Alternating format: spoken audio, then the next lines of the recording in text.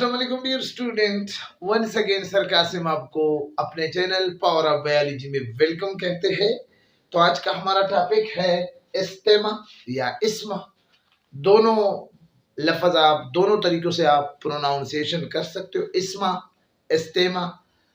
Respiratory disorder में fourth इस्तेमा है या इस्मा है। इससे पहले आप ब्रोंकाइटिस और फिर इसके बाद एम्फीसीमा और फिर इसके बाद निमोनिया और अभी इंशाल्लाह आप इस्तेमा। मेडिकली इसको ब्रांकी इस्तेमा, ब्रांकियल इस्तेमा कहते हैं, मेडिकल टर्म है।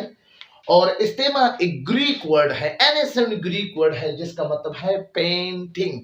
अब पेंटिंग क्या है? क्विक ब्रीथ, तेजी के साथ सांस लेना, शार्टनेस ऑफ ब्रीथ, ठीक है ना, जैसे कुत्ता सांस लेता है, पेंटिंग डॉग, ठीक है। अब जी डिफिनीशन क्या है?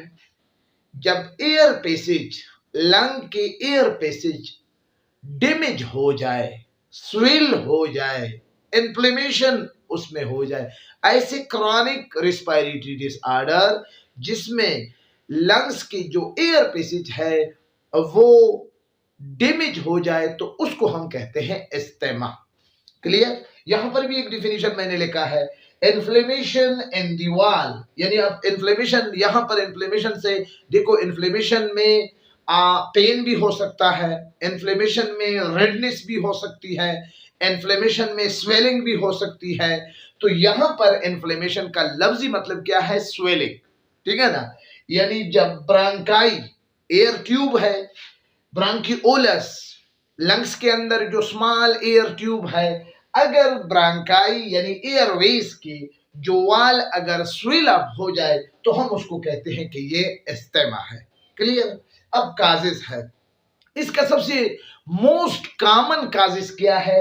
एलर्जन है, यही यानी एलर्जी काजिंग फैक्टर। एलर्जन यानी वो केमिकल जिसकी वजह से एलर्जी होती है, तो हम उसको कहते हैं एलर्जन, एलर्जिन। तो एलर्जी काजिंग फैक्टर में पोलन, जरदाने, कूल्ड सर्दी, स्मोक, धुआं एंड अदर केमिकल, जिसमें धुआं भी, जिसमें केमिकल फ्यूम भी शामिल है, जिसमें डस्ट भी शामिल है, बाज़ औक़ात ब्लैक बोर्ड के चाक के डस्ट भी इसमें शामिल है जी।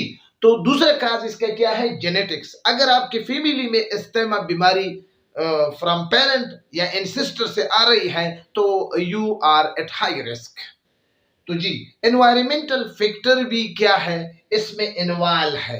एनवायरमेंटल फैक्टर भी यानी एनवायरमेंट में भी हो सकता है कि इस्तेमा की बीमारी, इसमें भी एक फैक्टर है, ए भी काज है। जेनेटिक्स और एनवायरमेंटल फैक्टर ये बहुत रेयर केसेस काजेस है, ठीक है ना, जबकि main causes, most common causes क्या है? एलर्जिन है।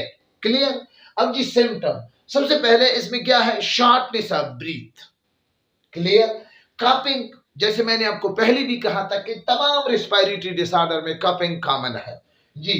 चेस्ट टाइटनेस, सीने का सख्त होना, चेस्ट पेन या सीने का दर्द करना या सीने पर प्रेशर हो, उस पर बलगम बैठे हो, तो ये सारे सिम्टम है। वीजिंग, एक साउंड निकलना, एयर पैसेज रिड्यूस, जो ब्रांकाई और ब्रांकियोलस है उसका क्या है, उस पर जो एयर पैसेजेस है यानी रिस्पायरेटरी ट्रैक्ट है वो तंग हो जाए।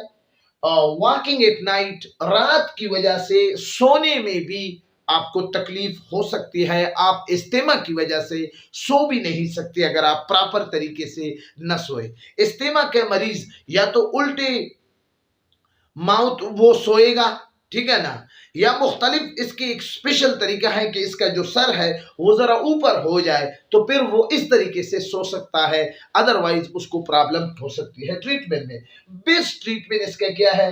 ब्रांकी डायलेटर है, बेस्ट ट्रीटमेंट है। इसके अलावा अगर लॉन्ग टर्म इस्तेमा है तो आप मेडिकेशन भी इस्तेमाल कर सकते हैं। और इसके अलावा अगर आपको सांस में तकलीफ है, कार्टिकोस्टेरॉइड भी इस्तेमाल कर सकते हैं। इसके अलावा कॉम्बिनेशन इनहेलर भी। इसके लिए बेस्ट फूड जो है वो एप्पल है और पोमीग्रेनेट है, अनार है, और इसके अलावा ग्रीन टी है, ब्लैक टी है, ठीक है ना, और वेजिटेबल भी है, फ्रूट्स भी है, ये सारे इसके लिए बेस्ट फूड है। आई थिंक आपके कोर्स के मुताबिक इतना ही काफ़ी है इस तेमा के हवाले से।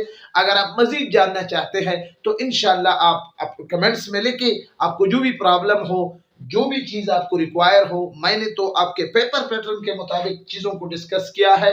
आप ये आपके लिए एग्ज़ाम मटेरियल है, इससे आप स्क्रीनशॉट निकालते जाइए और अपने नीड नोट्स में आप इसको बनाते जाए। इंशाल्लाह इस तरह के नोट्स आपके किसी और के साथ नहीं होगी, एक यूनिक नोट्स होंगे।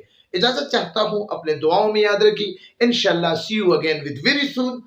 Next the last disorder of respiratory disorder, जैसे कहते हैं लंग कैंसर, बहुत कुछ उसमें भी होगा। इंतजार कीजिए, अपने दुआओं में याद रखिए। खुदा हाफिज।